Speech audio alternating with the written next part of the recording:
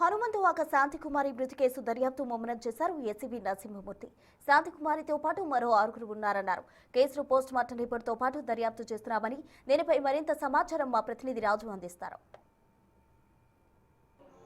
ఆర్లోవలో శాంతకుమారి అటు హత్య ఆత్మహత్య తెలియనటువంటి పరిస్థితి అయితే ఉంది. కుటుంబ సభ్యులు హత్య అంటున్నారు, స్నేహితులు ఆత్మహత్య చేసుకుందని చెప్తున్నటువంటి పరిస్థితి అయితే ఉంది. పోలీసులు ప్రస్తుతం అయితే ఇన్వెస్టిగేషన్ చేస్తున్నారు. డీసీపీ నరసింహమూర్తి ఉన్నారు. సార్, అసలు ఏంటి ఈ కేసుకి సంబంధించి అసలు ఎంతమంది ఉన్నారు? ఇది హత్య ఆత్మహత్య?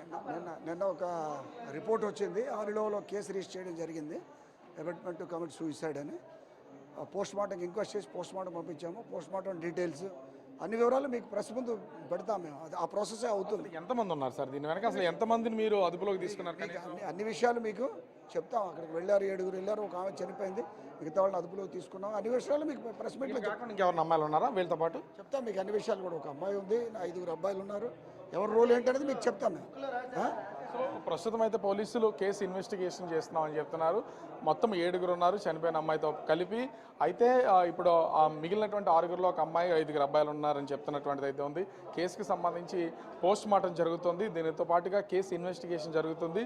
పూర్తి వివరాలను త్వరలో మీడియా ముఖంగా తెలియజేస్తామని పోలీసులు అయితే చెప్తున్నటువంటి పరిస్థితి అయితే ఉంది. కానీ పోలీసులు ఆత్మహత్య కేసుగా ప్రస్తుతం కేసు నమోదు చేసి ఆ కేసు దర్యాప్తు చేస్తున్నారు. మరోపక్క కుటుంబ సభ్యులు మాత్రం ఇది కావాలనే పిలిచి స్నేహం పేరుతో హత్య చేశారు, మాకు న్యాయం కావాలని కుటుంబ సభ్యులు అయితే పోలీస్ స్టేషన్ దగ్గర రోధిస్తున్నటువంటి పరిస్థితి ఉంది. మరి పోలీసులు ఈ కేసుని ఏ దిశగా తీసుకెళ్తారనేది మాత్రం వేచి చూడాల్సినటువంటి పరిస్థితి కనిపిస్తోంది. కెమెరామెన్ అజయ్తో రాజు, బిగ్ టీవీ, విశాఖ.